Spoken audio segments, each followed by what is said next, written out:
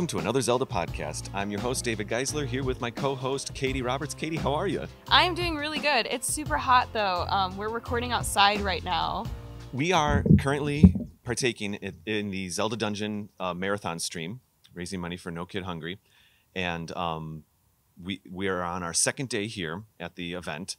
We've already recorded an episode with Andy and Al from the Zelda Cast. We've got another one coming up, which actually our audience is hearing that we're doing these a little bit out of order. But this morning, it's about 10 o'clock in the morning right now, and we thought, let's get an episode, just because you and I haven't seen each other in a month or two, of us just doing something. And we kind of wanted to do like a Tears of the Kingdom Thoughts and Impressions episode anyway. And I tell you, everybody here has been so nice and so kind, but we kind of thought, let's mix it up a little bit. Mazes, who hosts the event, he runs Zelda Dungeon, has such a beautiful property that we were like, let's do one outside if we're in vacation mode. So you're going to hear birds in the background, most likely. You might even hear a airplane fly over. But we are on one of his patios right now, and the Magical Sword people can see how beautiful this is here. If you're just listening, we're outside in the sun. The sun is getting a little warm, but we might be a little sweaty by the end of this episode. But I'm gonna embrace our inner vacation mode. There's and I think a pool. We go with it. We had a pool party last night, a slightly impromptu pool party. Yeah, David lost his glasses in the pool. It was kind of funny, but also not. I had the very brilliant idea of doing fun dives off the diving board onto inflatables, which is always a good time, though a few times I forgot to take my glasses off to do it. And you're absolutely right. The glasses I'm wearing right now, they're clear, they're see-through glasses. I definitely did a super cool jump onto It was very cool. I mean, I'm kind of making fun of myself, but it was kind of fun.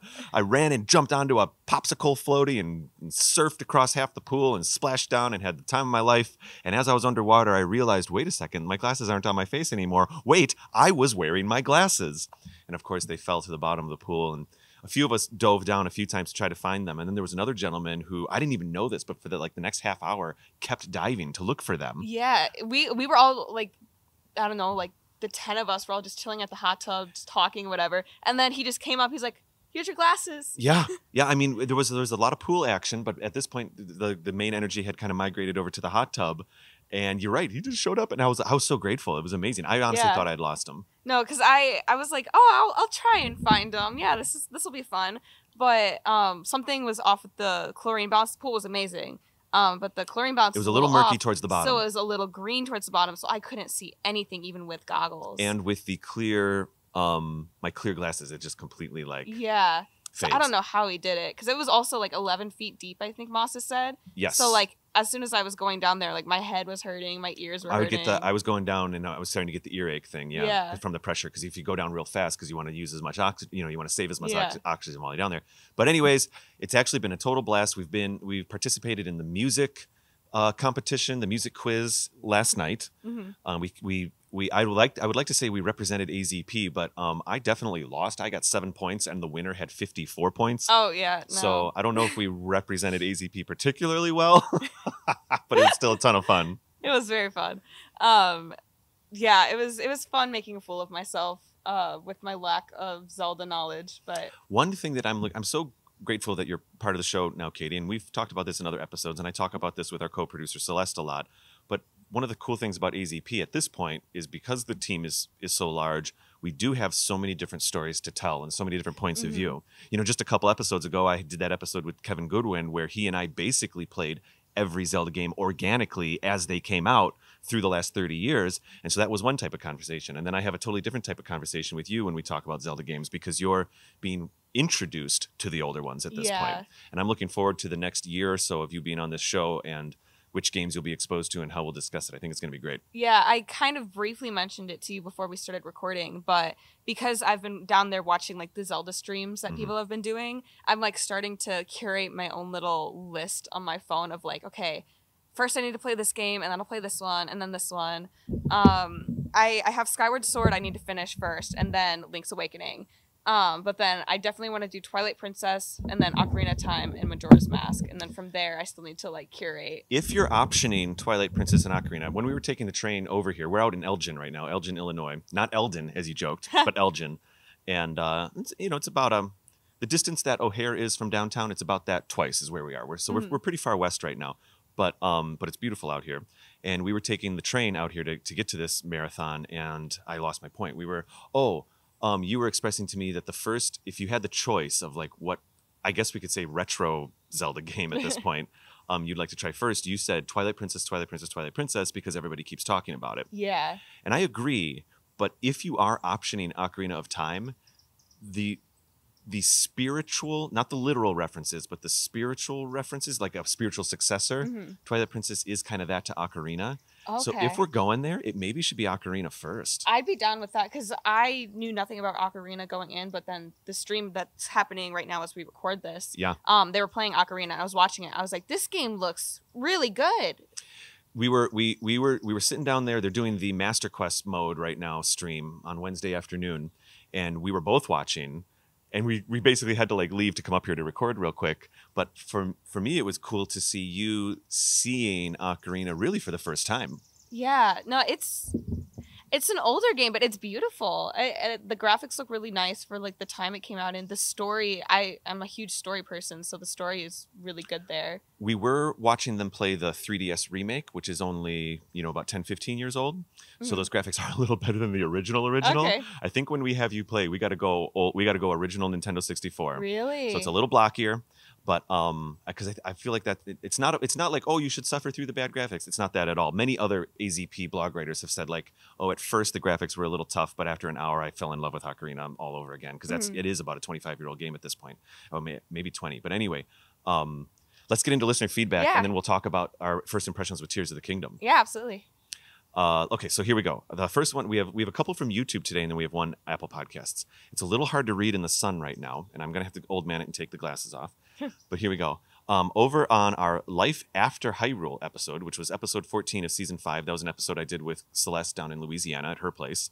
Starsroof_1633 said, speaking of possessions and creatures being under the control of some entity, it's interesting how since A Link to the Past, we've had Aghanim, Zant, and those kinds of characters that seem to be possessed by Ganon.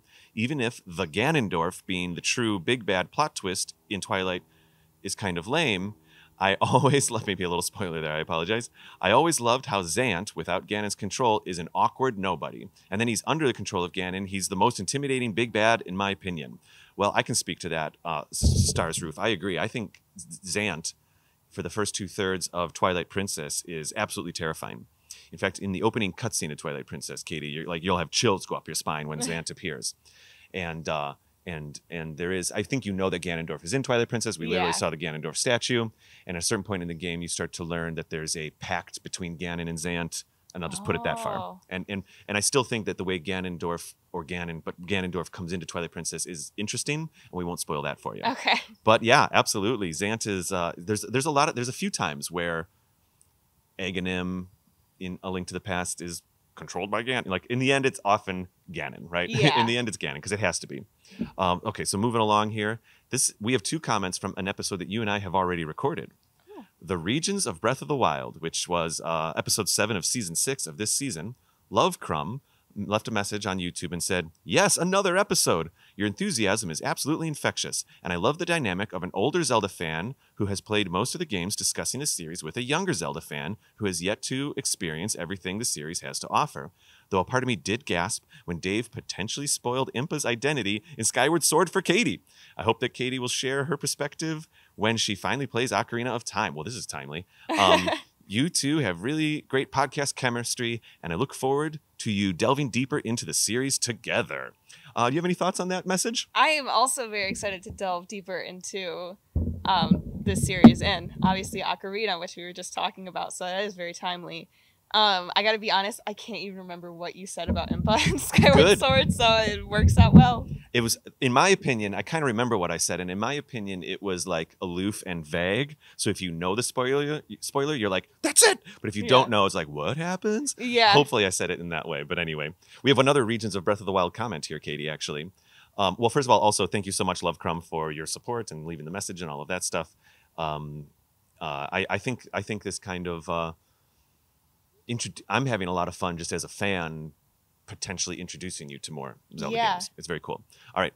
The regions in Breath of the Wild. Okay, of course, same episode. Mm-hmm. Here we go. Then a little bit later, Cameron West 6447 says, love this show. I started it a month ago and have caught up. What, 6 seasons?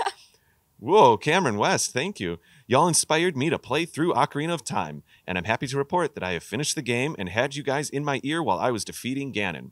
Top 10 video game moment of my life for sure. Thank you all for everything you do. Well, Cameron West, perhaps you've already heard our previous episode where that exact moment you're speaking of might have popped up in our top 12 most epic moments. So, Kady's looking at me right now, having no idea what's going on because we have yet to record that episode. So we're doing a little bit of timey-wimey stuff right now. Yes, we are. And it's all showbiz, baby. It's all behind the camera. The episodes get recorded out of order, and we have to pretend certain things. There was actually one of my most fun moments with that was the most recent episode with Dan, 10 more questions from a new Zelda fan here in season 6. That was actually the first episode he and I recorded for all of season 6, and ironically, episode 1, the season premiere, was like the 4th episode I recorded with him. We just had to do a lot of like faking it. And I knew something that would probably happen in episode 1. So in episode 6, as we were recording, he brought up a moment and I was like, yeah, like episode 1 or like our first episode this season. And he looked at me like, what are you talking about right now? No, see, that's why I gave you the look, because I knew you were talking about that. But then when you said like, that'll probably have happened in whatever, I was like, is that one of your favorite moments? I think it's going to come up. I think it came up. All right. So last but not least, Siren Cosplay. Oh, Siren. Hey, Siren Cosplay from our Patreon account. Yeah, actually, we've both met Siren now. 3 green heart emojis as the iTunes review, the Apple Podcast review, rather. 5 stars. Absolutely love this podcast. It is one of my favorites. I discovered AZP a while ago through the Zelda Cast, and I have been slowly who are the people we're hanging out with today. Yeah. And have been slowly listening through your back catalog of episodes. Shout out from another Chicago, Milwaukee area local. We know that now. Usually I freak out and I get shocked when I hear this stuff, but we actually know Siren now through our Patreon meetups that we do with our Magical Sword people.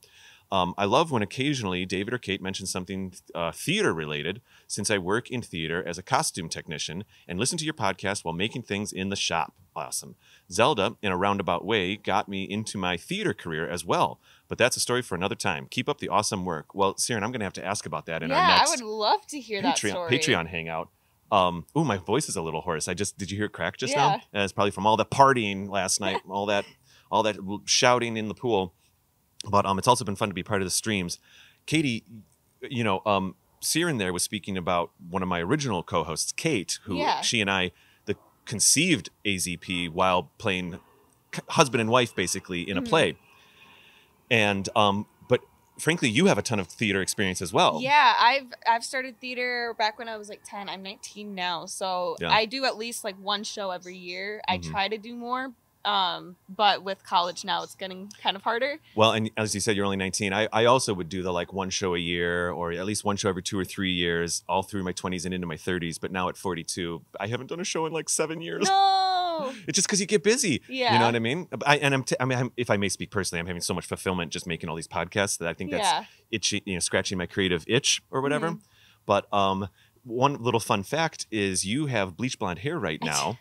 Because you just wrapped, literally like 2 days ago, I think they call it wrapped in theater. I think they call it wrapped in film.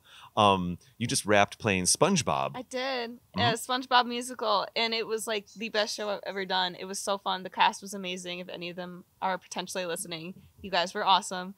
It was just 3 shows that we put on. And I definitely think the second one was my favorite. Just energy wise, but it was very fun putting it on and just doing a silly little voice. And what's your SpongeBob voice? Can you? Oh my god! Can you give us? I don't want to put you on the spot. No. Wait, let me go try first. I'll do a bad one first. Is it like? Oh, I'm SpongeBob. What are we doing? Mr. Krabs. Ooh. If she doesn't want to be manager, I know someone who'd be great for the job. So you do the whole show up in that falsetto nasal. Whoa, did that put any stress on your vocals? Not at all, actually. I mean, I would switch out of it sometimes if I was trying to be a bit more serious with like something that was happening. But even like if I was trying to sing, like if I was singing by myself, not with people, I would try and sing in that, and it didn't put any strain on me at all, just because I'm able to go into that higher register so easily. If I did anything lower than my normal speaking voice, that's a lot harder for me. Oh, I see. And us actors, we know how to speak to the back row without blowing her voice out. But apparently it's been 7 years for me, so I don't know how to not lose my voice when I'm at said pool party. And I'm hoarse this morning. Anyways, I'm just joking around. Kady, let's get into this here a little bit. We don't want to do a Tears of the Kingdom review episode yet. I think actually we got to save that for almost a year from now. Yeah. I'm about 30-40 hours in. You're like 130-40 hours in. I was actually going to kind of stay away from doing a Tears of the Kingdom episode, but we've been just getting so many requests for it. Mm-hmm. And because this is a little bit of a unique situation, us being here at the Zelda Dungeon Marathon, I thought, you know what? Let's just throw caution to the wind here, and let's if we're in a larger sense this week, kind of having a party and celebrating Zelda, let's just go for it. Yeah. And so I think we should talk a little bit about our opening impressions, our first impressions with Tears of the Kingdom. I also just realized that I'm now in the shade and I'm cooling off a little, and you're still totally in the sun. So I hope the shade comes your way over the next 15-20 minutes. Thank you. But yeah, no, I love Tears of the Kingdom, first off. Let me just say that much. I think it's a really good game. I don't think I'm smart enough to play the game sometimes, but what? I do my best with the like ultra hand fusing abilities. Sometimes I see things that people are making online and I'm like, I fused a rock together. Don't let that get you down. It's okay. No, not at all. I'm sure you're plenty smart to be playing this game. No, I was gonna say I'm having a blast playing it my own way. But that is the point, right? Exactly. But that means a lot of the times I kind of like forget that I even have these abilities and I don't use them half the time. Mm-hmm. Which I'm fine with because I think it's fun. I love playing Breath of the Wild, so I'm kind of just playing in Breath of the Wild with a little bit of new stuff with Tears. Breath of the Wild style. Yeah. But no, I went into this game very blind. I didn't even really watch the trailer until, I don't know, maybe like a month before the game release. You just said trailer singular, so did you just watch like the five? I Because there were just 4 watched of them, the most maybe recent 5. one. Yeah. Yeah, the E3, is that the third trailer? I mean, I don't even know what they're connected to anymore because it's like these Electronic Entertainment X, all of that stuff's kind of dissolved these days. It's more just about trailer releases on YouTube. You know what I mean? Yeah. No, I just watched the most recent trailer before it dropped with Ganondorf and Ganon and everything. So I went in super blind, and I'm really glad I did because normally I'm a huge fan of watching Let's Players on YouTube. Okay. So normally I watch them, and that's what gets me into a game is watching them play the game and be like, oh, that looks fun, I want to play it. But if there's a game that means a lot to me, I try and stay completely blind for it before going in. And so I managed to do that with this game, and I got it, and I played it, like you said, like 135 hours now, Yeah. I think. As of this recording, the game's been out maybe a month? Yeah, maybe a little bit more? But yeah, my first impressions were, whoa. Okay. Whoa. I really like the fact that they open up with a bit of a story, because that really just instantly drew me in because I'm such a big story-driven person with games. I liked it too, yeah. Yeah. Yeah, I don't know. It was cool. So we start off with we started the game off with the things that I think many of us expected based on the trailers. I had a similar experience, Kady, where I watched all of the official trailers, and I think there ended up being, there's definitely was 4. There could have been 5. It's debatable if you count like the one in 2019 as, you know what I mean? There were many years went by as these trailers slowly got released. And then of course they ramped up the final 2 or 3 at the end there. So I watched all the trailers, but I purposely didn't watch any kind of like theory videos or anything. So basically my rule was like, I'm going to take in the information that Nintendo has decided is rightful to give to the audience before they get the game, hence the trailers. And that's about it. I didn't want to do any Zonai theories or anything like that. I was just like, let's just let it come to me as it goes. And actually on our YouTube channel, I did record myself playing the first 10 minutes of Tears of the Kingdom. You did, yeah. And when I saw the Zonai statues in that little 10-minute playthrough, I was like legitimately excited. You know what I mean? Because I didn't like, and there was a few trailers where you kind of saw, there was like a playthrough thing that IG Numa did, and technically if you look closely, it said Zonai on one of the items and stuff like that, but we didn't know if we would see the Zonai, right? And so that was all kind of very exciting to have that little story beat in the beginning for me as well. Yeah, I remember when I did see the one trailer I did watch, so I'm still playing through Skyward Sword HD. I kind of am about halfway through, and then I like took a break from it to play Tears because I wanted to play that as soon as it came out, and then I'll go back to Skyward. But seeing the Sky Islands, I was like so over the moon and so excited because I was like, it's like Skyward Sword. And you can argue for or against that being canon within tiers, but I still to this day, whenever I'm in the Sky Islands, I get really excited thinking about how it could kind of tie into Skyward Sword in a way. Yeah, I know. I mean, I think it wasn't an accident, or rather it was timely that Nintendo released Skyward Sword HD between these two games, Breath of the Wild and Tears. And I remember when Skyward Sword HD was announced, IG Aonuma had a little pre-message where he even said, even though Skyward Sword came out 10 years ago, it's actually the most recent Zelda game since Breath of the Wild. It goes Skyward Sword, Breath of the Wild. That's it. You know what I mean? There wasn't anything between. Oh, we got a big jet flying over, but it's all good.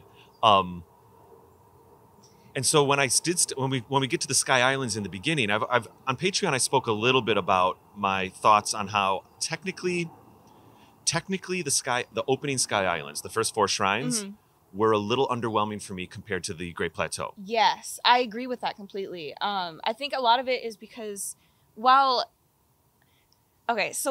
the abilities in tiers are really cool, and you can argue that they're more complex, I don't think they're as complex in terms of like doing things. Because if you think, okay, you go to a shrine and this shrine you're learning how to ascend. Right. So you just go through things. Okay, this shrine you're learning to fuse. So fuse this weapon together, fight these things. Okay, you're done. So the shrines to kind of teach you the abilities were very easy, very basic, because the abilities are what you make of them in the game. Yes. So you can use them how I use them, which is just very basic. Just use one thing together, call it a day. Or you could use it like other people have, where they make huge mechs. And I've seen one where's a machine where they just throw it in the middle of a ton of bosses and it like insta kills them. Yeah, I've seen a lot of that kind of stuff. I'm kind of in the middle. I'm making some decent carts. I'm actually finding myself trying to make flying machines more than anything. Yeah. Because that is the most difficult way to get around. When you're up on a Sky Island, sometimes you're like, I really want to just make that rocket jet bird thing and get over to another side. Or I've been playing around with the hot air balloons a lot more and then having them kind of fan in different directions, more so than even like carts or vehicles on the ground. Because when I think for me, I didn't realize I was going to say this, but for me, when I'm on the ground, you and I have already talked off mic a little bit about how I'm kind of accidentally playing Tears of the Kingdom like it's a traditional Zelda game. And I kind of mean maybe only aesthetically. Like I'm only playing as Twilight Princess Link. I do have the Twilight Princess amiibo, Link amiibo. Yeah. And on the first couple days, I mega scanned that thing so I could get the 3 outfit items for Twilight Princess. And maybe the first week I wouldn't say that I farmed star fragments, but I definitely would like sleep till night, go up on a mountain, look for one. I mean, I kind of like lightly farmed star fragments because that's the only way to update the classic outfits. Yeah. And so I've got them up to like, a couple layers up now. They're strong enough that I can be playing the game in a regular way and they're not just aesthetic, right? Yeah. No, I like in this game, I didn't realize until it happened to me that when you like dive from an island, you can catch star fragments mid-air, which is really cool. The first time I encountered a star fragment in Tears of the Kingdom was when one just kind of popped up next to me while I was falling, and I thought, this is so neat! I want to say, like, I mean, it probably is just, like, random game-generated, but I want to say, like, it feels like they do that purposefully. I know that where and when one star falls every night, basically, I think is what's in the code. Where, when, and how is essentially randomized. There's a few modifiers to that algorithm where the direction that Link is looking, sometimes those literal longitude latitude coordinates get prioritized in that randomization, so it's a little bit more likely to happen on screen. Yeah. Furthermore, I think they took that algorithm and went even further with it. And if you're skydiving, I think they take I have no evidence about this, but my guess is I think they take the longitude latitude coordinates of where a star could fall, and I think they shrink it down to like 10 feet around Link. It feels like most of the star fragments I've caught while skydiving. I think it's such a fun, cool dynamic, and it would be so random and hard to have it happen organically that they've modified the randomization a bit. Yeah, but that's fine. No, I think it's really, really cool. If I may, the one thing I wanted to say about this whole Link thing, playing as Twilight Princess Link, is to circle back to the vehicle making.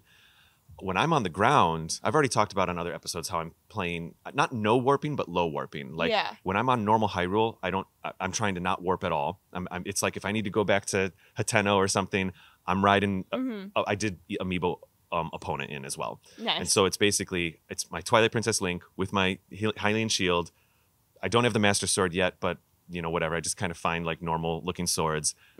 Twilight Princess Link on Epona, riding through Hyrule. So if you took a screenshot of my Tears of the Kingdom, it would look like an up-graphicked Twilight Princess or an up-graphicked Ocarina, and I'm fine with it. I love it. Like I want the green hood hat, and for me, that's making me happy.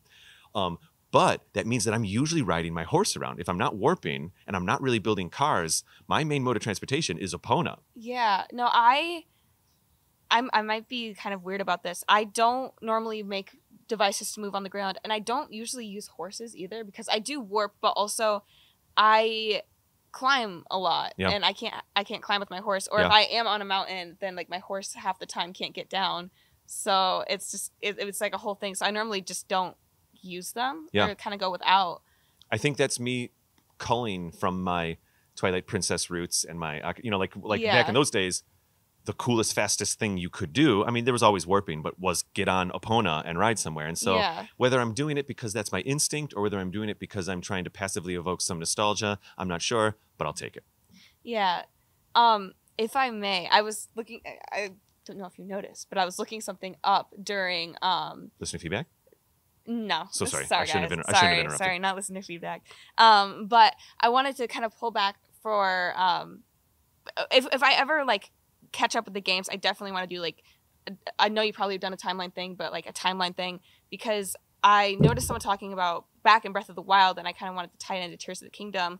When Zelda is knighting Link, she has a very cool speech that I wanted to pull up so I don't get it wrong. In Tears of the Kingdom? Breath of the Wild. Oh. But I want to talk about how it ties into Tears of the Kingdom. Wait.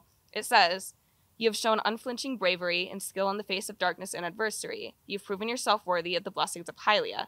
Whether skyward bound, adrift in time, or steeped in the glowing embers of twilight, the sacred blade is forever bound to the soul of the hero." Yeah, I remember that. So, which is really cool, but then it kind of ties into, okay, if these timelines are kind of together, talking about skyward bound, okay, there's the skyward sword, and then Twilight Princess and all that, and then it also can tie into the fact I think it's like Misko's treasures or whatever, that you find are the different renditions of Link. I think so. Yeah, I don't know. I've done some Misko stuff, but it was other outfits so far. Oh yeah, they have like half of them are like new outfits, and then the other half are like you can find the Skyward Sword outfits, you can find Twilight Princess, Link's Awakening, like all of that. I see. I wasted no time and I amiiboed Twilight Princess in as fast as I could. I also kind of got Ocarina Link in there, but I'm just for some reason the Twilight Princess, and I also have the Skyward Sword Link in there, but I like that Twilight Princess aesthetic in the Breath of the... I feel like it translates to the pseudo cel shadedness of Breath of the Wild or Tears of the Kingdom or whatever. But anyways, I think I'm allowing us to get into the weeds here a little bit. So how does that quote transfer to Tears of the Kingdom? I think for me, it's just a lot of again, I'm huge stories, so I like thinking about that quote in terms of the overarching story of all of Zelda and how that kind of correlates with the new games of Breath of the Wild and Tears of the Kingdom. So they're making direct references to the past iterations or past reincarnations of Link and Zelda, and kind of talking about how that ties into. And we talked a bit over on ZeldaCast, I believe. Yeah, the ZeldaCast. The ZeldaCast. This is technically the name. Yeah, the ZeldaCast. We were over on the ZeldaCast. Yeah, we talked a little bit over there about like a potential if they did make a third game, if they should, if they shouldn't, whatever. And it would be cool if they did. I don't think Nintendo actually would, but it would be cool if they did. And if they did do that, then they would go into the reincarnations of Link and kind of like trying to tie it all together, even though I don't know exactly how they would do that. When I first started playing Tears, in that first 10 minutes, my first reaction was, I want a third one. I hadn't even started Tears of the Kingdom yet, but Tears of the Kingdom felt so much like a sequel, even in that opening scene. Like there was a certain emotion. You know, there's mixed emotions about how much Tears of the Kingdom is like Breath of the Wild and how much it's different. Should it be more different? Should it be more similar? All the different things. We could all wish a bunch of different things. Nintendo did what they did. They still surprised me with enough things that I feel like Tears of the Kingdom feels like a new enough experience. Oh yeah. But that does remind me that really this is the most sequel-y sequel of a Zelda game we've ever gotten. Majora's Mask is technically a sequel to Ocarina, but it's in a totally different time and place, you know? Well, no, I don't know about time. Well, that's debate. Well, let's not get into that because of the Ocarina timeline. But this one really is the it really takes place after Breath of the Wild. Like we are still in the Breath of the Wild universe. And you can speak to this more than I can, but I want to say it's like one of the first time in a Zelda game they give you like a specific, like it has been like 2 or 3 years. Yeah, I think so. There's like, kind of Phantom Hourglass says it's been 100 years since, or Spirit Tracks is like it's been 100 years since Phantom Hourglass. So there's a universe connection, but it's not the same characters. Yeah, that kind of stuff happens. Wind Waker vaguely references Ocarina, and that there's been a passage of time, and then they had to flood the oceans and all of that kind of stuff. But yes, this is the first time where I think we're the same the people from that other game are still alive and well, all things considered, in this game, and we get to go back and see these people again. You know, I said this over on the Zelda cast, and maybe we'll go to break here in a second, come back and really kind of let this thing open up. But I feel like I want to say it on AZP. When I was playing Breath of the Wild, and some of the other people with AZP have expressed this as well, many people have expressed this, once you defeat Ganon Blight or whatever, the big pig at the end, it's hard not to feel like, oh, now I just want to go walk around and see how all the towns are doing. Like, how's everybody doing? I want to see what's the game after the game. You know what I mean? And we've been feeling that for 5 or 6 years. And I think for better or for worse, Tears of the Kingdom gave us that. Yeah, I definitely agree with that. That was one of my favorite things about Tears of the Kingdom is going through and seeing like, okay, Kakariko, how are they doing? Hateno has like a whole mayoral thing you can get into. That's cool. Because a lot of the quests are more people-based than world-based, I think, in Tears of the Kingdom. Yes. Which is really cool because you get to interact with the NPCs more and kind of feel like you're more in the world because Link has been in this world for like 3-4 years now. So he kind of does know the people. He kind of gets the town. So it is less world-based. It is more like Link interacting with the people around him. I do think that where Nintendo put a lot of their energy into Tears of the Kingdom, yeah, fine, the Breath of the Wild map is there, and it's remixed a little bit. There's a lot of areas that, like, the towns have changed in ways, but they still feel like the towns. Yeah. A lot of the space in between, there's a lot of times where I'm like, all right, this feels similar, but I don't know if this hill was here. I'm not sure if this ditch was here. So there have been, and that's kind of how I think Nintendo motivates it with this upheaval storyline. Like, oh, there's probably earthquakes and whatnot, and things fell and things broke and opened, and that's what motivates. I mean, I would actually guess that Nintendo modified maybe 80% of the map, to one degree or another. Yeah. I think most of the map is, I say modified. I won't say changed. Some of it's flat out changed, and some of it's like just additional things. At worst, it's just some Sky Island blocks shoved into the ground. At its best, it's like completely new areas that didn't even exist, or complete reinterpretations of areas. One of my favorite versions of that is the super dark island in Breath of the Wild. I don't even remember what it's called. Oh. Where you have to do a couple quests with just your own organic light. Yeah. Those ruins, you can see those. It's not dark anymore, and you can just go there, and there's like humans or Hylians living there now. Yeah. And you get to see some culture there. And so that's a version where I got there and I was like, oh, this is a great way to remix or modify what happened here. This feels completely new, even though I'd be pretty interested in finding out. I bet you those ruins are still in the exact same spots as they were in Breath of the Wild. Yeah, I do want to say, though, I was a little upset with the Korok Forest because I went into it thinking like, oh, okay, I light the fire and I follow the thing. That's not how it works. I've tried to get in 2 or 3 times so far, but I haven't done it the classic way, and it just kicks me out each time. So I've not gone into... You literally have to dive down from the sky. That's like how you have to get in, which was kind of a bummer because I was like, I know how this works. I can't wait to go in, and I had to like look it up and figure out why I wasn't getting in. Interesting. Well, maybe we'll go to break here, and when we come back, we'll just kind of keep talking about some of the things that are different and the same, or what are really. I guess it is just first impressions, right? Yeah. Like where we're at. I will say, I think overall, I'm very much enjoying the experience. It took a few hours for me to adjust to it, and I think I'm cool with it, though. I think I like, you know what I mean? If this is Breath of the Wild version 2.0, if this is really just a massive 16 gigabyte DLC update, which it isn't, but like if it even, I'm okay with it. It's actually kind of fun to finally whether I agree or like or dislike the things that happen in Tears of the Kingdom or the choices that were made, it is fun to have the opportunity to go back into a game that I've loved for 5 years, that being Breath of the Wild, if I may. And so when we come back, I want to kind of hear your overall thoughts about that. Absolutely. We'll go to break and we'll come right back.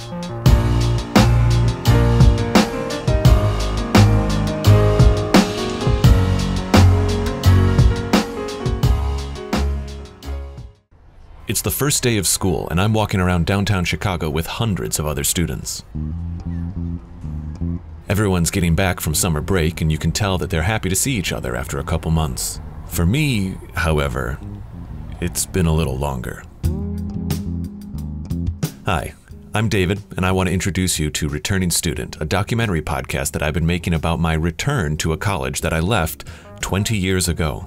I'm back in the same city, at the same school, the same student ID number. Everything else feels completely different.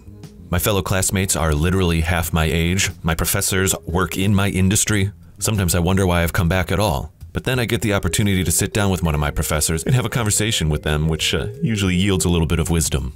You can find the show on all major podcast providers, as well as our website, returningstudentpodcast.com. A lot has changed over the past 2 decades. Hey, this is TC. And this is Jim from The Studio Demands It, A bi-weekly screenwriting podcast where every episode we conceptualize and craft an entire screenplay based on the demands of one of our listeners acting as a studio. From hypothetical sequels of popular franchises To reboots or reimaginings of films that deserve a fresh chance. to hypothetical films that simply must be brought into existence. Join the creative process over at studiodemandsit.com. Hope to see you there. See, Well, I can't see us. hope to hear them there. Hope to hear us there. Yep. Hello there, listeners. David here. You know, the whole team at Another Zelda Podcast appreciates every bit of support our listeners give. And if you'd like to enjoy some extra content, we invite you to consider becoming a patron through our Patreon page. Sword members get a thank you on our website, as well as monthly digital wallpapers for all your devices, and the opportunity to participate in an annual meetup on Discord with the AZP team. White Sword members will get everything the Sword tier gets, and also they'll get access to episodes a week early, as well as bonus episodes that we record specifically for Patreon. A new thing we're doing is monthly Discord meetups where we'll play trivia and hang out with you as well. Lastly, and this is our most popular tier, actually, the Magical Sword level, which includes, of course, everything from the previous 2 levels, but also gives supporters access to behind-the-scenes videos that we produce and behind-the-scenes extended video versions of every episode. Thank you so much for your time. Let's get back to the show. And if you're already on Patreon, we are so grateful that you're helping us keep Another Zelda Podcast vibrant.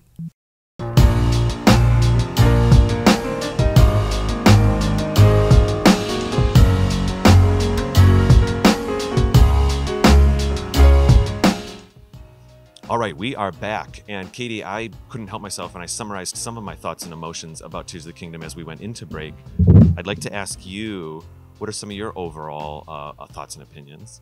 Yeah, I obviously am a huge Breath of the Wild fan. It was the game that got me into all of Zelda. I've played it a ton, like 100% except for Korok Seeds, because I'm not doing that. That's fine. So going into Tears, I was excited, but I was also nervous because I wasn't sure how I was going to feel about it. If it was going to be too different, if it was going to be too similar, was I going to get bored of it? I wasn't sure. And so I'm happy to say that I loved the game. I went into it and it was similar enough that I was still very attached to it. Like I went in attached to Tears of the Kingdom because it has the same feelings as Breath of the Wild, and it feels very similar with similar characters. Kind of like a season 2 of a show. You're still very attached to the show. Yeah, that's a great idea. Yeah, so I was still very attached to it. So I think Nintendo did a very good job of instantly making like, oh, if you like Breath of the Wild, okay, you have to love Tears, right? I'm trying to think where my train of thought just went. Well, it's okay. It's okay because so often we get a Zelda game, and the only thing that's similar sometimes it's the mechanics. In the old, during the GameCube days and the Wii days, we got a couple Zelda games, and they were always set in a reinterpretation of Hyrule or a different universe or something. So every time we started playing those games, everything felt new, but like the Z targeting was still there, the way the combat worked was still there. So the mechanics very rarely changed, maybe slight modifications here and there, but the game and the universe and the presentation would totally change. Now we have a situation where the game and the presentation hasn't changed that much. But the mechanics have changed. Exactly. Amount. Yeah. No, I would say I'm a really big fan of the new mechanics. Let's talk about it. Yeah. I mean, I do miss some things, but if you think like, okay, Magnesis is kind of just Ultra Hand. Yes, Ultra it Hand is. just has some extra things to it. It's Ultra Hand is Magnesis for everything. Exactly. Yeah.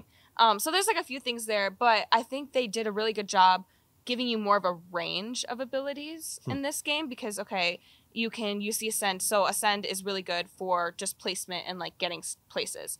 Fuse, okay, that is for your combat. Rewind, it can be for places, it can be for combat. That's very versatile. And then Magnesis or Ultra Hand is Magnesis, and you can build things to help go places. So I feel like they kind of. Oh, and then auto build also is the last one that they added. Yeah, which is Ultra Hand Plus, basically. Ultra Plan Husk. Yep, Ultra Plan Husk. Ultra Hand Plus, which I have to admit I don't use as much as the other ones. I'm kind of just starting to crack that one. I've got a few devices that I've built that I've favorited, and I'm just starting because I also didn't really comprehend how much I needed to keep collecting Zonite in the early parts of the game. So now I'm kind of a bit more actively doing that so that I can use the Ultra Hand Mega Build one, the 3 purple hands. But anyway. No, I think if I may talk about Ultra Hand or not Ultra Hand, the auto build for a second. Yeah. There is a little quest that you can do with the Yiga. I won't spoil anything for anyone who hasn't played it, but basically you can pretend you're a Yiga for a bit and go in and kind of see what they're all up to and what they're doing.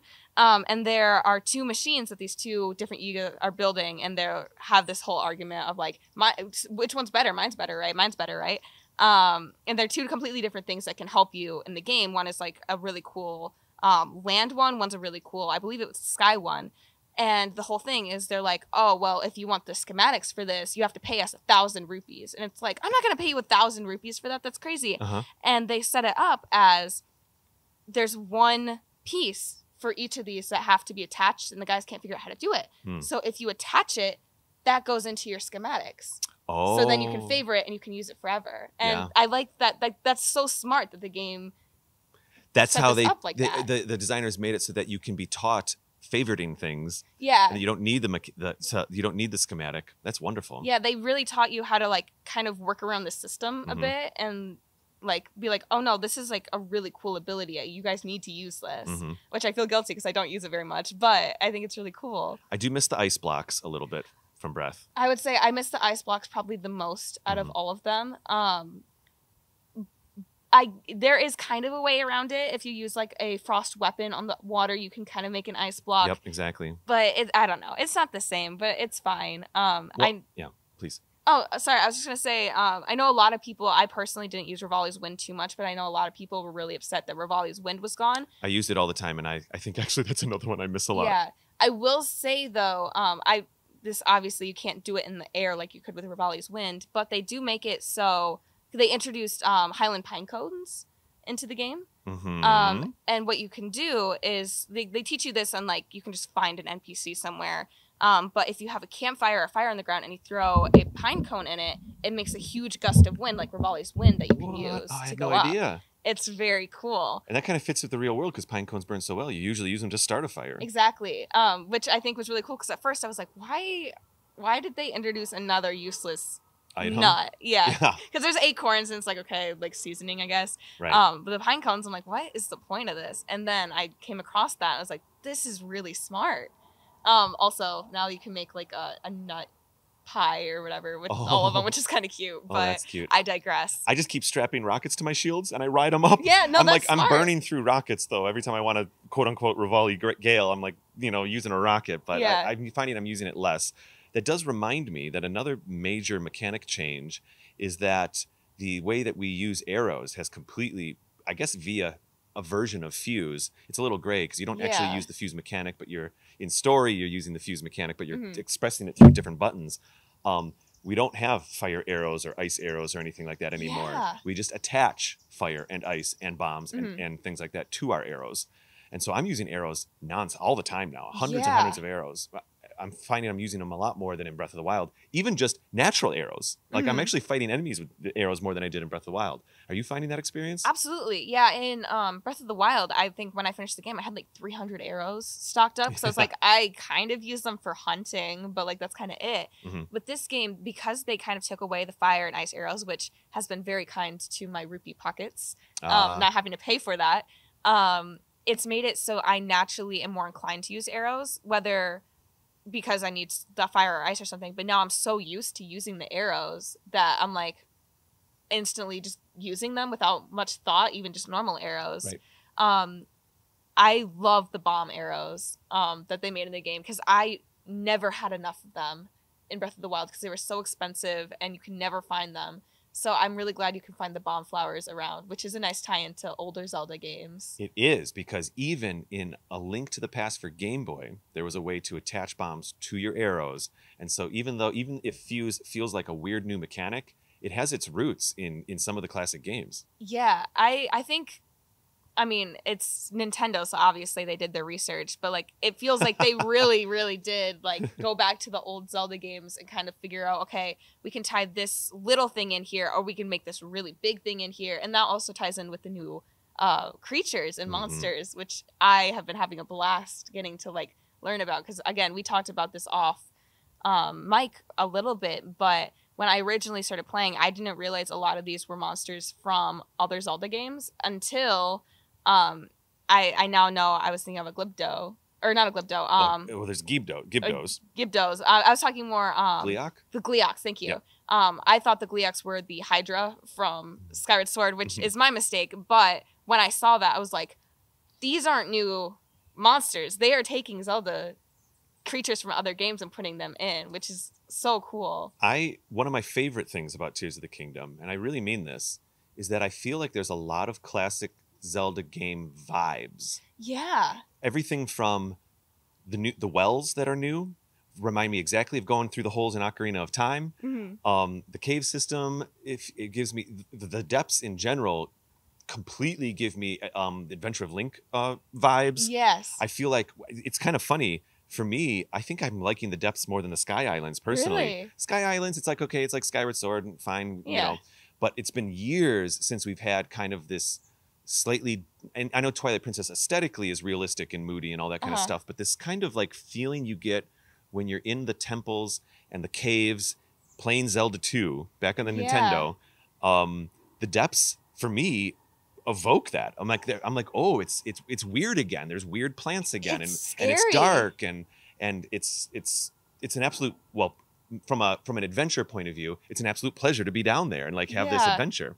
I'm loving that. The Sky Islands are a little less exciting for me. I think there's some cool stuff going on there, but it's probably just because aesthetically I'm more familiar with that look right now. You know, there were other games. There was that Greek god game that basically was Sky Islands that was like a Zelda like, or a Breath of the Wild like, and we see a lot of Sky Islands in video games these days, and I think it's because it's well, you just don't have to build as much geometry. I was gonna say it's not as hard to do. Yeah, you can. Right, exactly. Yeah. Which if you think about it from behind the scenes, it's either smart and economical, or it's a really handy shortcut, and you don't have to design as much level stuff.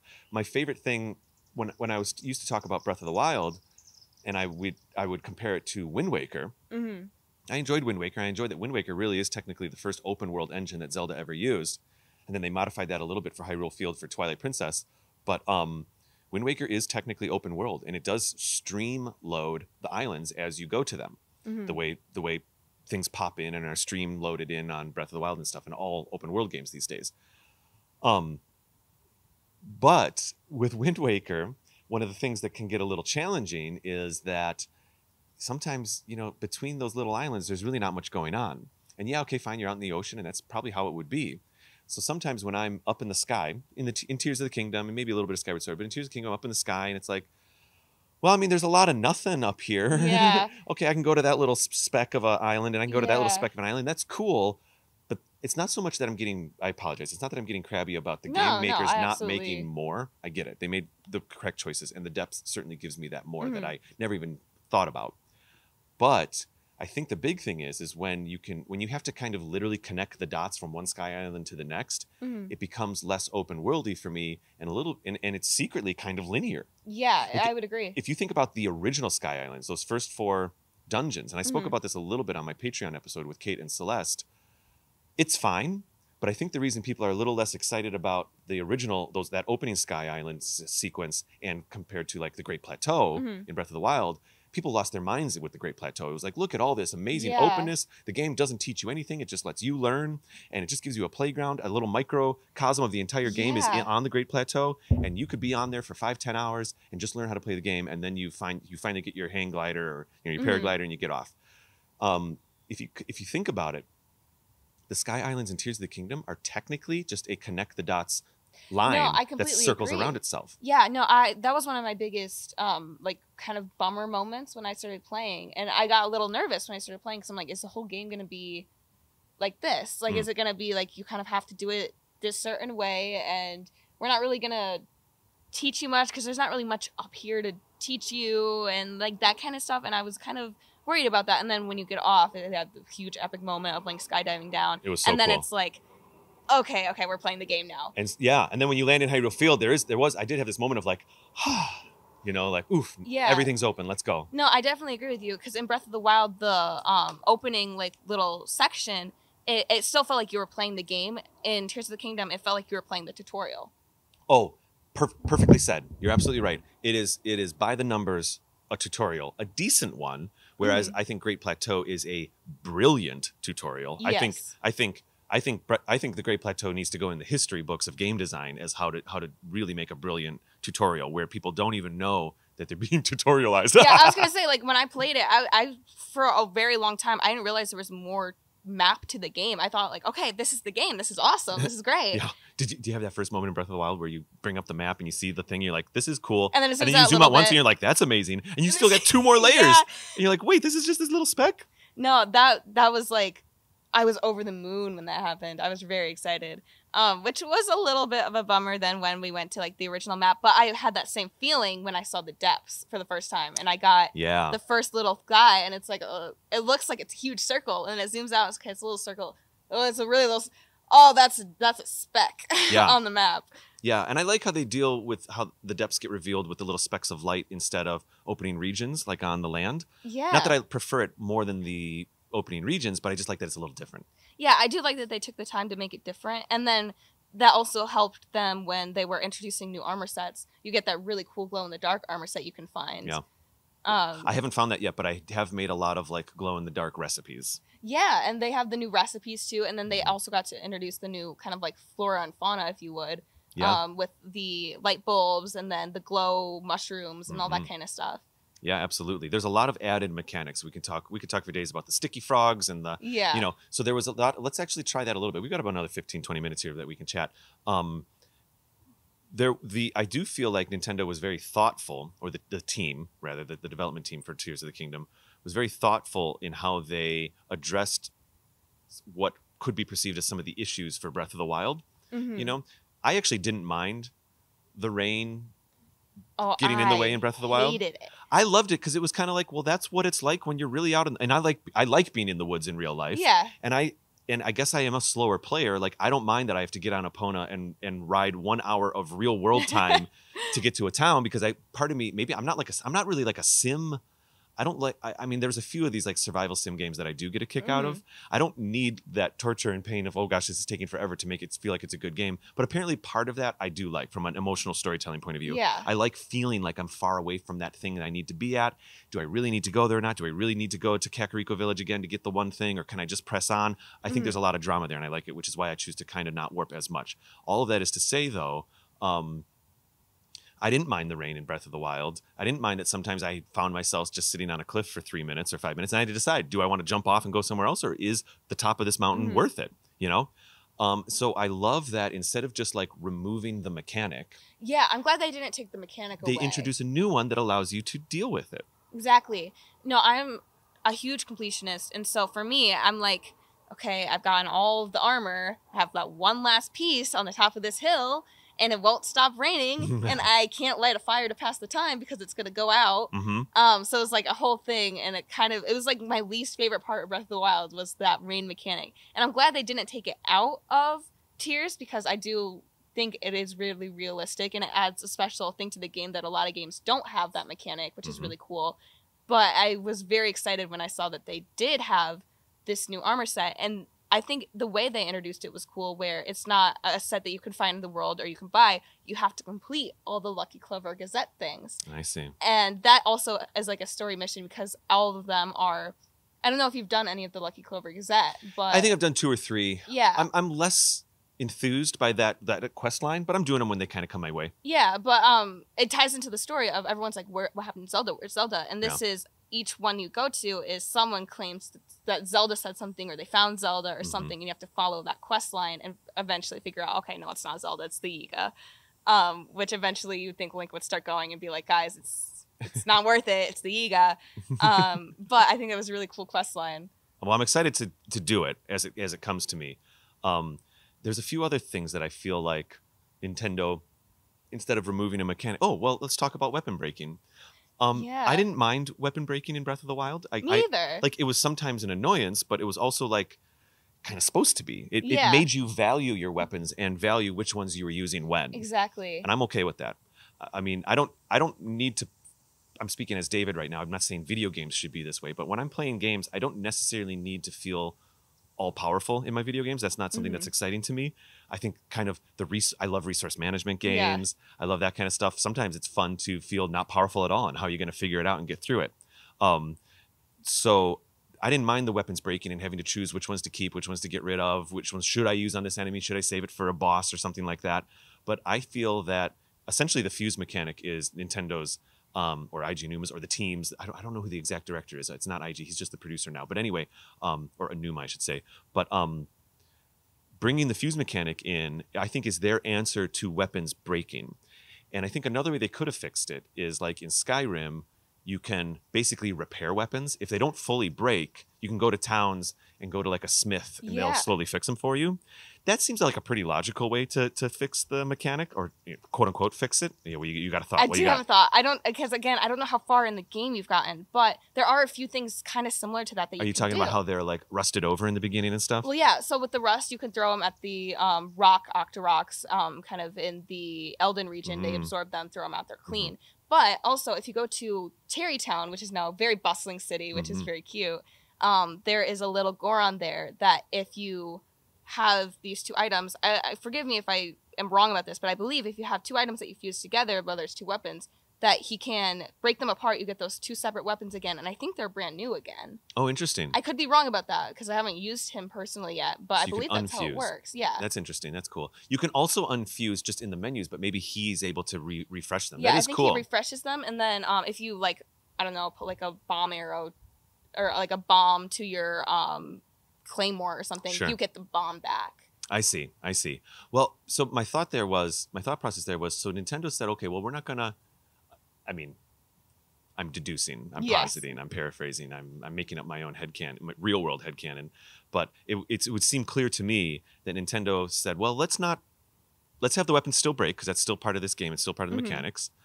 They didn't do the Skyrim thing, and with the exception of maybe this Goron, which is obviously a very niche part of the game. Oh, yeah. It's not a main mechanic. They didn't say, well, but you can fix them at every horse stable now or something, like, which would have been, you just introduce a new character that has a new ability, you can work it into the lore, Beetle it's all has fine. Been working on his blacksmithing. Yeah, now Beetle's got a cool welding helmet on, and he can fix your stuff for you. Like, that's one way they could have done it. But instead, basically they said, like, how about, no, the weapons just keep breaking, but we're going to make it easier for you to make a strong weapon if you need it in the moment. And I think that's how they, quote unquote, fixed it. Yeah, one of my favorite things to do is, so like, Stalnoxes, I believe are what they're called. The skeleton bokoblins and skeleton moblins. Yeah. Their arms are very strong, but they're not durable. And so one of my favorite things to do is hold my claymore and attach that to the end of it, so I still get that power, but then when it breaks, I still have a weapon I can keep fighting with. Yeah, I love that. But I'm trying to think of some other things that were clearly direct responses that the designers made in Tears of the Kingdom, responding to positives and negatives in Breath of the Wild. Those are the two that really stand out to me. There is a new light engine. There's a new, very Okay. clearly a new light engine in this game, or at least a beefed. I don't know if I should say new engine, but they've added. It's very clear that there's new calculations going on inside the main engine to do light, and I think that's how they get the bright bloom seeds to work so well. That obviously allows them to kind of even do the depths in the first place. Yeah. I think the lighting in Breath of the Wild was great, but the lighting in Tears of the Kingdom is a step up, and there's a lot more processing going on, and I love it. Yeah, I do want to say, also going back to the weapons, I like the new weapon mechanics where certain weapons have certain abilities that you can find. Yeah. So, like, one of them is, like, when you're down to your last heart, you do double damage. Or one of them is, like, this has gloom on it, so it'll do a lot of damage, but it'll start to, like, take your hearts away the more you use it. Just different things like that kind of add more to your fusing as well. And with Breath of the Wild, there were modifications, hidden modifications on many weapons where it's like, oh, well, this one also has attack up, or you know, more stamina, or you use less stamina. I feel like over the last 4 or 5 years of the team developing Tears of the Kingdom, they were like, let's go nuts with it. Let's just get creative and do these weird things like uses hearts or more hearts and all that kind of stuff. And it reminds me of a throwback to a suit that you get in Twilight Princess by performing a couple side quests where you get to wear a certain kind of piece of armor that protects you. You don't take heart damage when you get hit by an enemy, but it costs rupees every hit. I don't know if you found it. They have that in Tears of the Kingdom. There you go. They do. You can get it by finding the bubble frogs and kind of trading them with Hilton's cousin or brother. Brother, I think, but yeah. But you can get this suit that costs rupees instead of hearts. Yeah, that's cool. So I didn't realize that must have been a direct callback to that. The first time you really do what we would call armor sets today, or costumes or outfits or whatever, the first time that really happened was kind of in Ocarina of Time, where you basically get like a Zora scale, which lets you swim. So all of a sudden your tunic's blue now. And then you get a special ring so that you can be around hot things, and all of a sudden your tunic's red. Yeah. And that's about it. In Twilight Princess, they also expressed the Zora outfit and I'll just call it the Goron outfit. But they did, that's like that weird outfit of the money instead of hearts thing was really kind of the first time Nintendo started, maybe even by accident, exploring alternate costumes for Link. Yeah, I'm very curious now. After we're done with this, I have to look up what that looks like, because I'm curious if it looks the same or if it's its own interpretation of it. That would be neat to see, yeah. Oh my gosh, yeah. I know we're probably running short on time. We got about 10 minutes. Okay. I also wanted to say, I know this is kind of like a beginning review, but as someone who hasn't played like really any of the other Zelda games, I love the dungeons. I think they're so cool. Or the temples, I guess. Sure, we can. So it's funny because like in all of Zelda, not canon, in meta Zelda, so if fans speaking about Zelda games, we call them all dungeons, but sometimes in game they're called temples. Yeah, I think of them as dungeons because they are kind of dungeons. Mechanically, they're what we would call a classic or a Zelda dungeon. Yes. Yeah, because my only really other experience with them is the Skyward Sword. So when I came over here, and they have the fire dungeon, the water dungeon, the air dungeon, the I guess sand electric dungeon. I don't know, but the point is, they are so cool, and they're really, really fun to kind of mess around in and play with, especially with your companion that kind of helps you with each individual one. Yeah. I'm realizing that your experience with Zelda, your initial experience, was not with any what we would call classic Zelda dungeons. It was the 4 beasts. Yeah, the 4 beasts were fun and they were fine, but coming to Tears of the Kingdom, I realized I enjoy this so much more than the Divine Beasts. Yeah. So that makes me very excited for you to play Ocarina of Time and Twilight Princess and even Wind Waker and stuff like that, because those are one of my favorite things about. I'm a big fan of where Zelda is right now, meaning like the open world thing. Nintendo twisted it up a little bit with Breath of the Wild. I'm all for it. I support it. But I will also say that one of my favorite things about what I guess we'll call classic Zelda games is that these dungeons, even more so than Tears of the Kingdom, are just polished to a T. You saw them playing a little bit of an Ocarina one before we started recording. These things are fine pieces of machinery. They're puzzle boxes. They're an entire interior of a building can be, the whole thing is a meta puzzle, and every little detail matters and counts, and it's just a pleasure to be in these very curated experiences where you get to solve it. Even the Tears of the Kingdom dungeons, they evoke that more so than the beasts. You know, I'm thinking about like the Rito, the airship. You know, you're kind of like, I'm kind of like, you know, I feel like I'm in one of these classic dungeons a little bit.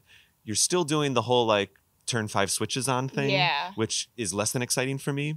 But because I part of me, I've spent the last 25 years, the past 30 years, finding small keys, opening doors, finding where the next room in the labyrinth might be, and then having a mini boss, and then having another thing. Yeah. And, that's a really fun kind of, almost kind of a D&D type of feel. You know no, what I mean? I completely agree. With playing, I was going to say my one grievance with the dungeons is that they still have the switches. Because with a dungeon kind of scenario, I would have liked to kind of go a little bit more linear with it. Yeah. Because I just finished Unobos last night, and I Okay. won't spoil anything. But with that one, it is very easy to just go straight to the switches and not do what they want you to do. Oh, really? Wow. And so I was able to get through that dungeon so fast because with his, there's a lot of mine carts and stuff because they're the Goron.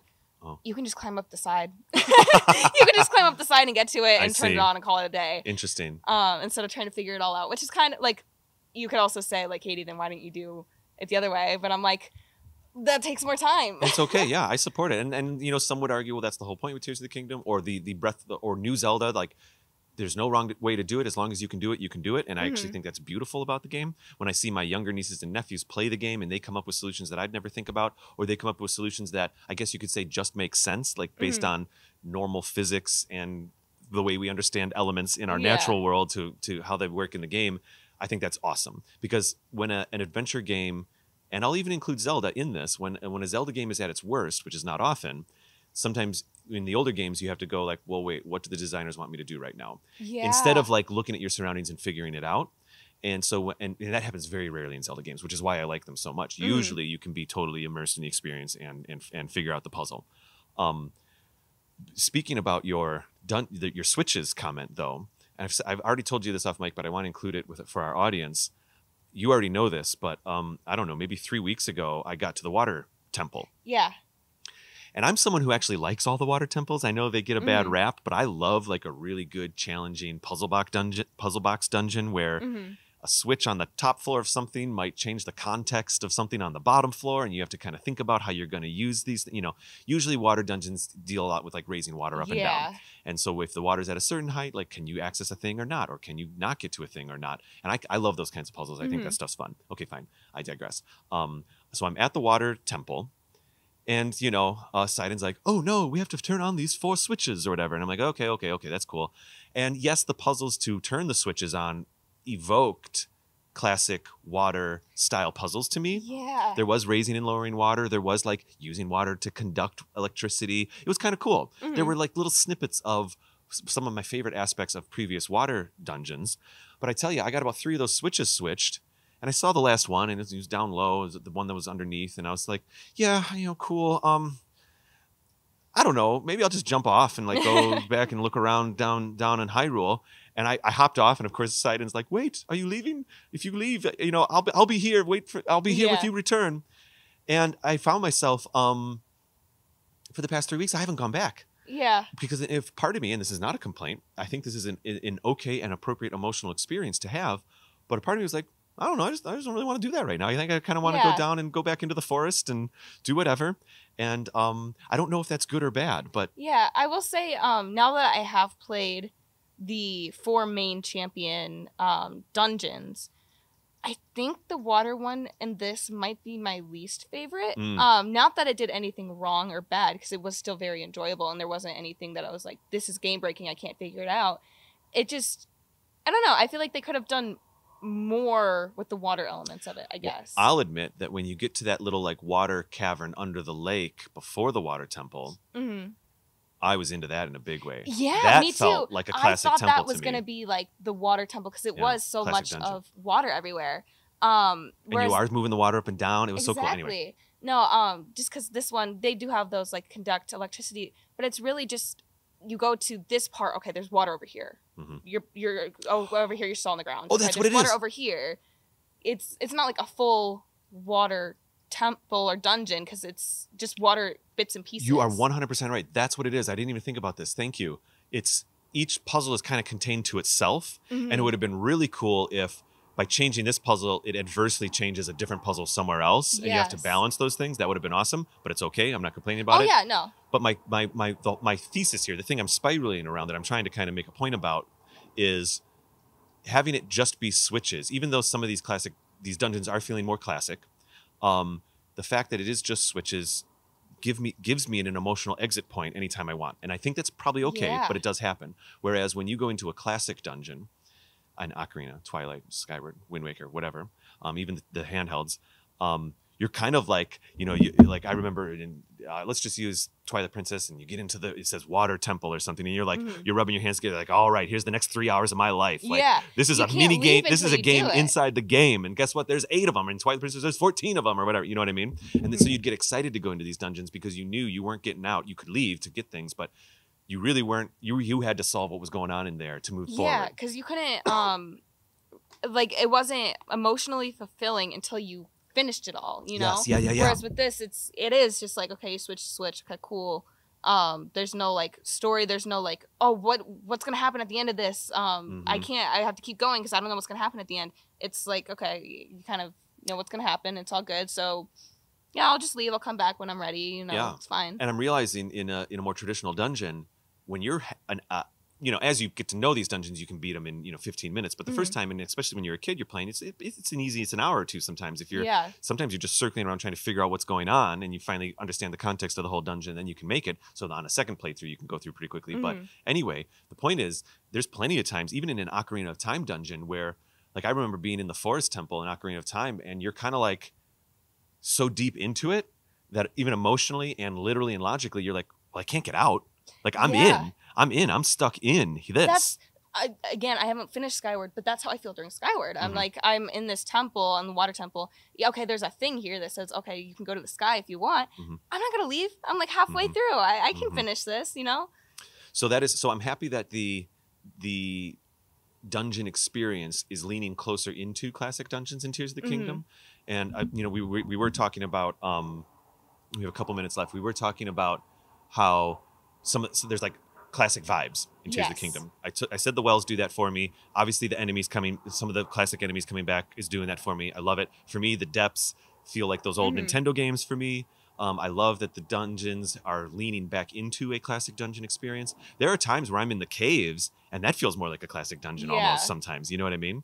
I'm trying to think of some other things where, with Breath of the Wild, Nintendo switched it up so much that I think they just needed to switch it up so that people were just like, okay, we're resetting our palette here. Exactly. But now to lean back into some of the classic stuff in Tears, I'm loving it.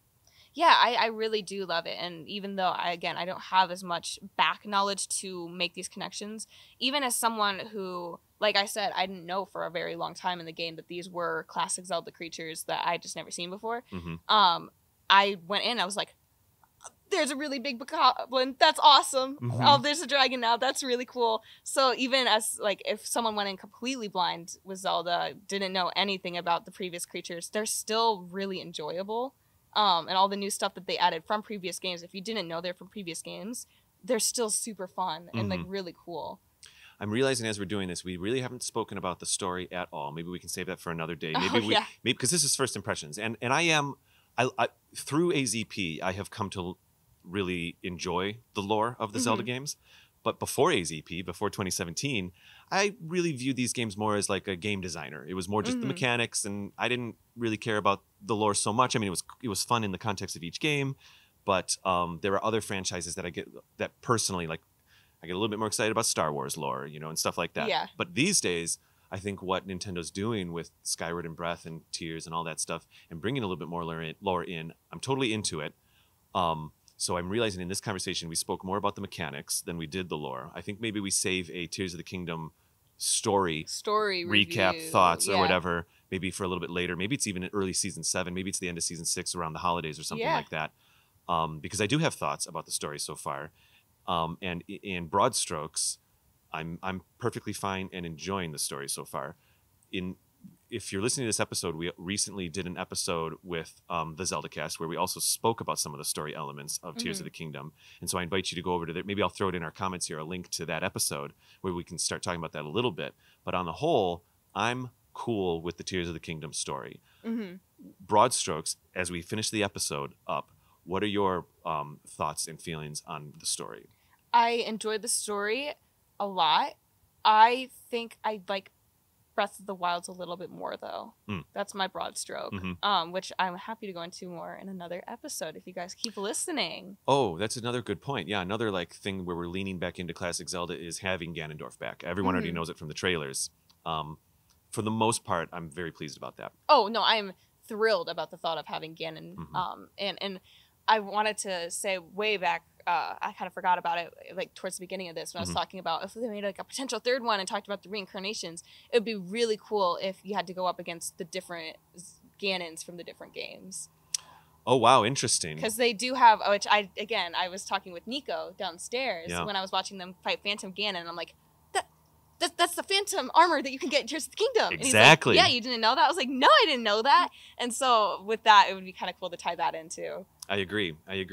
And I'm going to push up my nerd lore glasses here for a second. Actually, one thing that would be really cool is that personally, I think the vehicle they could use to do that would be to like have Demise bring all these different Ganondorfs in. Yeah. That'd be a lot of fun. Because, I mean, they have the Phantom Ganons already in Tears of the Kingdom. I have not finished most of the story of Tears of the Kingdom, but I think you and I might agree on something, and we didn't have a chance to discuss this on the Zelda Cast episode. I think we both feel that the Calamity Ganon is not the same creature or situation as the Demon King Ganondorf. Absolutely. In Tears of the Kingdom. I feel like they're two very separate entities. My headcanon, because after playing Skyward Sword, you'll eventually meet Demise as you play Skyward Sword. And Demise is like this kind of all-being evil power that basically says, I'm always going to come back and haunt you, Hylia. In other words, I'm always going to find a Ganon. I'm going to find some kind of entry point back into the world. And so far my headcanon is that Ganondorf, Demon King Ganondorf, Mummy Ganondorf, Tears of the Kingdom really is down there under the castle. I feel that Calamity Ganon wasn't coming out of the Demon King Ganondorf. I think for me, if I want to lean into the Demise thing, I think it was Demise just trying any way to get back out into the normal world. And the best he could do was essentially a force of nature, which is really what Calamity Ganon is. Calamity Ganon's, even, the final boss and all the little blights and stuff like that, they're just really kind of just... You put it really well when you talked about it kind of like a fungi. Oh, yeah, I did mention that. Yeah, like it was growing, right? Yeah. And so if Ganondorf from Tears of the Kingdom and Calamity Ganon are both fueled separately but from the same source, that being Demise, I can wrap my head around that. I think that's kind of cool. I think that'd be really cool. Anyways, I couldn't help myself and just throw that in at the end of the episode here. So I think we're going to return back to more Tears of the Kingdom stuff. Right now we're going to go back down. I think they're transitioning into, I'm not sure what's on the schedule right now, actually. I have no clue. But in about a half an hour, we record another episode with the Zelda Cast, and then in a couple hours, I'm going to be recording with Mazis, the man who runs Zelda Dungeon. It's going to be a lot of fun. So, Kady, this was a great conversation. Do you have any final thoughts that I maybe didn't give you a chance to say? I don't think so. I feel like I kind of put it all out there. All right, cool. Where can people find you? You can find me at kadyroberts.com, Kady, if you want to see my website, or you can go to mind_of_Kady on Instagram. And you can find me on Instagram and RaptorPaint, or Instagram and Twitter at RaptorPaint. Kady, I just realized as we're finishing the episode, the shade is finally just hitting you. It's finally coming I've been in the shade for most of the episode. I'm so sorry about that. Had we known that that's the way the sun was going to move, I just didn't pay attention. Thank you for enduring. Oh, it's all good. People can find the show at anotherzeldapodcast.com or on Twitter at Another Zelda Pod, Instagram Another Zelda Podcast. And really, that's kind of all we have to say these days. We're available on all the podcast services. We've got a YouTube channel. We've got some extra content there. You can find us somewhere. You can find us pretty easy. One time we had a guest that was on that was just like, just Google Another Zelda Podcast. There's a whole page that pops up of all the accounts and all the things. And so hopefully you can find us there and listen to some of our other episodes. Kady, I think we'll get out of here and go rejoin the marathon party. Yeah, sounds great. Thanks you guys for listening. See you later.